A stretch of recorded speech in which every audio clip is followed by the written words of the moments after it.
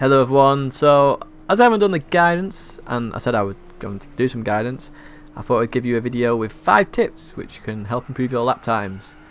These are things I think about if I'm either aiming for my perfect lap or just aiming to learn a combination. So as round 4 is around the corner, literally tomorrow, if you're watching this Monday night, this may be worthwhile for some of you. So I'm going to try and do 5 top tips in 5 minutes, so let's go. So tip number 1, time management. Now, I don't mean this in an in-game way, in improving your lap time. What I actually mean is you need to plan your day a little bit so that when you come to do your laps, you can do the best you can.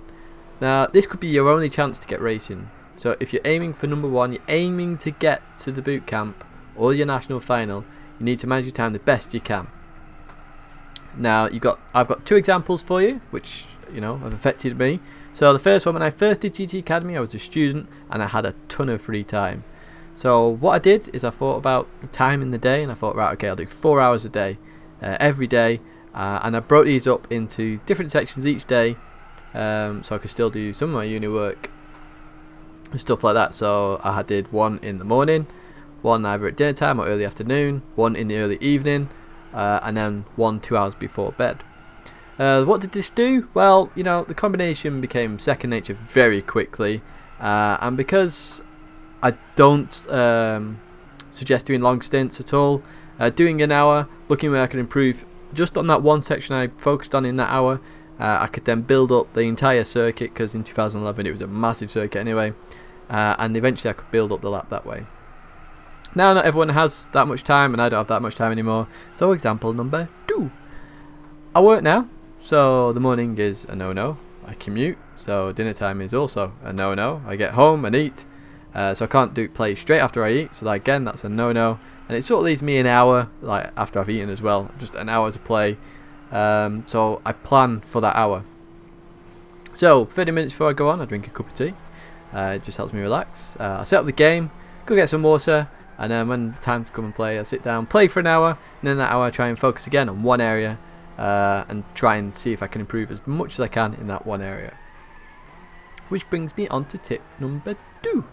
So tip 2, test. Now, I mentioned about focusing on one area. If you're going to focus on one area, you need to test new things. Just doing the same thing over and over again won't improve your lap. So when I first start a combination, and as I go through a combination, even at the end of a combination, I will still try different things to see how they work. Whether that be coming off the brakes to reapply them to help with weight movement, as I did at Silverstone. Throttle mid-corner, try and get a bit of rotation. Changing gear mid-corner, I did a lot of gear practicing, gear switching on round 3. Just anything like that, anything new which could maybe adjust the car in a way where you could actually gain lap time. It may be something completely different to the leaders, but the leaders, as you've seen, Immortal keeps improving. There's never a perfect lap. You may find something there which gets you a lot of time that nobody else has thought of, and then you climb up that leaderboard. So that brings me on to tip number 3, the leaders. I mentioned it, it's worth checking out what the leaders are doing, but don't copy them. If you copy them, you'll never beat them.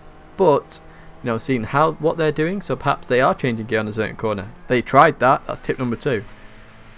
Maybe you now try that, and you might think, aha, there we go, I found a 10th of a second. Let's try that again. Oh look, yeah, I've gained the same time. That's definitely an improvement for me. You may find that you want to use the leader's ghost. Now, as you've seen, I use the ghost quite a lot. That's because I don't have a lot of time. So using ghost, I can quickly realise where I'm losing time quite fast because I focus on one corner. How much am I losing to the ghost in that one corner? Keep practicing. Oh look, I've actually now matching the ghost. I'm actually now beating the ghost. You're just learning one area. So the leaders can be very helpful. The replays are there. Go watch them. Go use the ghost. So out of nowhere, tip number 4 is completely something different to what was tip number 3 was, but I mentioned it in tip number 2. It is food and drink. So I mentioned earlier about the cup of tea, British, I know, but helps me relax, gets me in the right frame of mind. It's a little bit of caffeine in, so it helps you just focus a little bit. And food and drink play a big part of how your mind and your body works. So it's worth getting it right. So eating a lot of sugar before playing is never ever good, because you're just going to a really big sugar rush and then a sugar dump after, where you get really tired really quickly. Likewise, eating a huge meal before you go on will have a similar effect. So to try and play away from huge meals and having lots of sugar, try and make sure you're eating healthy. Remember, a healthy body means a healthy mind, so a healthy diet and stuff like that. So if you're fighting for the top spot, you should already be training, and that means eating healthy food. So tip number 5, and I'm going to combine these two, and it's relevant to number 4, it's exercise and rest. So as I mentioned, you should be training already if you're aiming for one of the top spots to get to the GT Academy Bootcamp or National Final.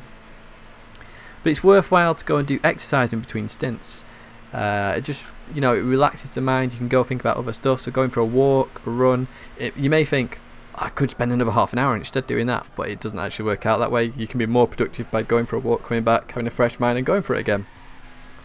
It also releases tension, and you can come start back at GT Academy and start fighting for those temps. Remember, half an hour isn't that much, but it could help if you just go for a walk first. Now, the one big thing I've always mentioned, and this is sort of the sneaky part of this tip, is rest. Rest is so hugely critical. It's unbelievable. I do mention it to people all the time. How do you get fast times and stuff like that? Why do you improve so much at certain times? It's because of rest. So I've mentioned it before, and I'll mention it again. I perform much better on weekends when I haven't worked all day. So if you want your ultimate time, make sure you have a good night's sleep, you aren't tired before running your laps, and you have quite a clear mind. So you'll also find if you run it on a weekend, you're more than likely going to go on quite early on in the day, and you'll find that because your mind's so clear, you'll get really good laps really quickly. You're not tired, so you can go straight for it, straight at it straight away. So rest is usually critical. They're my top 5 tips. So time management, testing, the leaders, food and drink, and exercise and rest.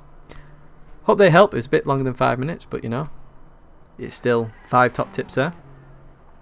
So I hope you enjoyed those tips, and I wish everybody the best of luck in GT Academy. Remember, enjoy it. But these should help you just get those final few temps if you are looking for those final few temps. So enjoy the final round, and good luck.